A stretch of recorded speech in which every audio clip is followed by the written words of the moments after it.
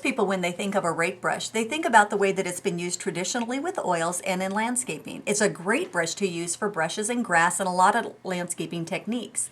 Today I want to show you why I call it my magic holiday brush. There's so many fun techniques that you can use when you're using the rake. At Lowell Cornell, we have a variety of brushes that you can use in our line.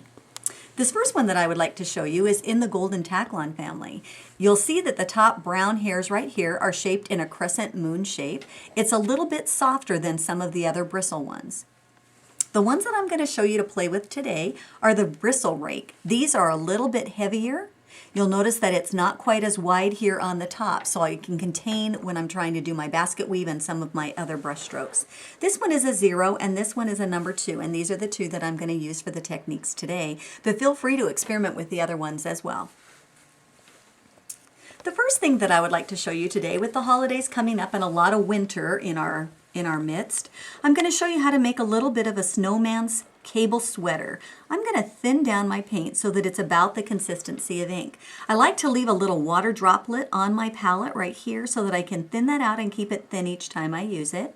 I'm going to pat it on my paper towel to absorb some of that. I've got it a little thinner than I want it to be. And I'm going to dance that open. So I'm going to lay that down and I'm going to wiggle my hairs a little bit so that I can open that. And you'll notice that the rake right there is exposed. I'm going to keep my handle straight up and down so that the gravity flow is going to allow that to go down, but it's also going to let me use my wrist, my elbow, and my shoulder. I'm just going to pull away from myself with some little lines and then carry some little lines down. This is a great way to create cable for a little snowman sweater. You could also do a couple of different colors over the top of it if you wanted that to be multicolored. For the snowman scarf, I'm going to thin my paint out again. I'm going to follow the shape of my snowman's neck, and then I'm going to bring some other little lines across. So that gives me sort of a little bit of a linen fill, or maybe some cable on that sweater as well. If I have the extra little sides that come out this way, and then I can add some little tassels quite quickly, I'm able to make my sweater really nice and neat. The other thing that I would like to use this brush for is some basket weave. For the Christmas holidays, it's always fun to put a basket of ornaments or some kind of fun thing in your picture, or for Easter, maybe with that little Easter bunny. I'm going to thin my paint out again, going to touch it on my paper towel, and I want to make sure that I don't have a little water bubble there to flood me out. I'm going to open my hairs up. I'm going to keep my handle straight up and down. Now the thing about basket weave is, depending on the shape of your basket, that's how you're going to have your weave coming in. So I'm going to come one direction and the other, and this is sort of a straight basket weave. But if I had a rounded basket that I was trying to portray, I could curve those lines coming around this way. And that's a lot easier way to get that basket weave in than trying to use a liner brush. You could use multitude of colors over the top of that as well. Now if I was using this for Easter, of course you know there would be a little Easter bunny involved in the picture. And maybe he would have some gray fur, and on the top of his head I want to make sure that he has some little stray hairs that make him quite cute.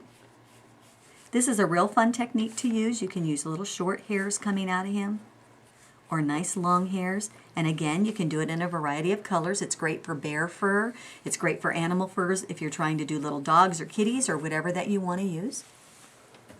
And then you know that I would also have some grass in my Easter basket. So I'm going to thin this out just a little bit.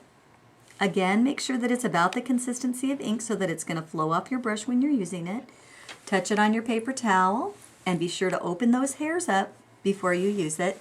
Again, I'm going to stay straight up on the tip of my brush, and I'm going to have a little bit of basket grass coming up out of the top of that.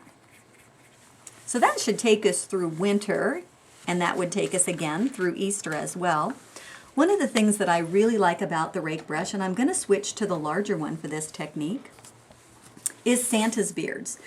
I remember when I was a beginner decorative painter, trying to do all of those lines with a liner brush and trying to keep them consistent, and how many times I was using that liner over the same line. This rake brush makes it so much easier to use. Again, you'll notice that I've opened up the hairs. I'm going to wipe off my ferrule. I'm going to tap it on my paper towel. Make sure that everything is nice and open. Again, by keeping your handle straight up and down and just dragging those hairs, you're able to get some nice sweet Santa beard in there.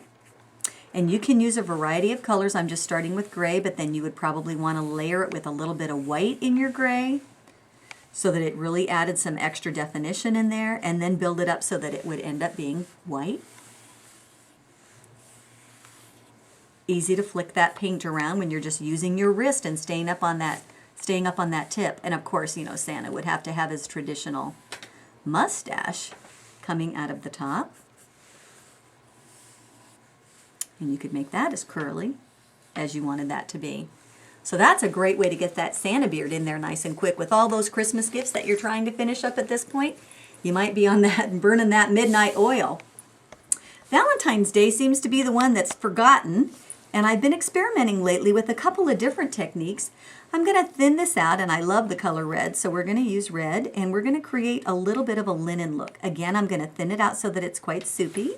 Wipe off my ferrule and touch it on my paper towel, and then I'm going to open those hairs up. I like to go back into that paint so that I get a little bit more paint inside there.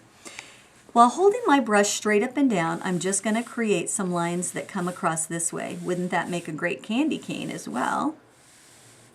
I'm going to come back the following direction and just go across the top of that. So if I was creating some table linen, or I wanted to put a nice design down, that would be an easy way to do it. I like to just tap across the top of that so that it looks like this is a handmade cloth.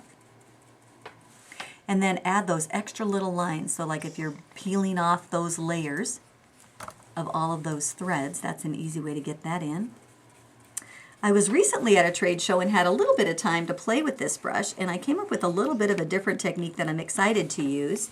We're going to see if it works for me here today.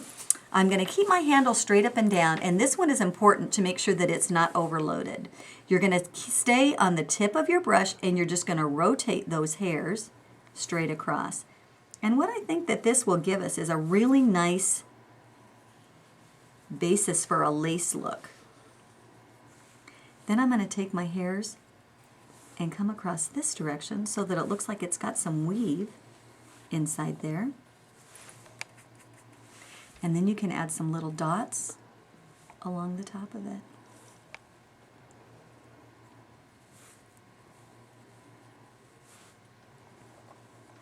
To create sort of a lace look. I hope that today I've given you some different ideas on how to use a rake brush. Give yourself a little bit of time, make sure you got some soupy paint and a little bit of time to play. Have a nice holiday.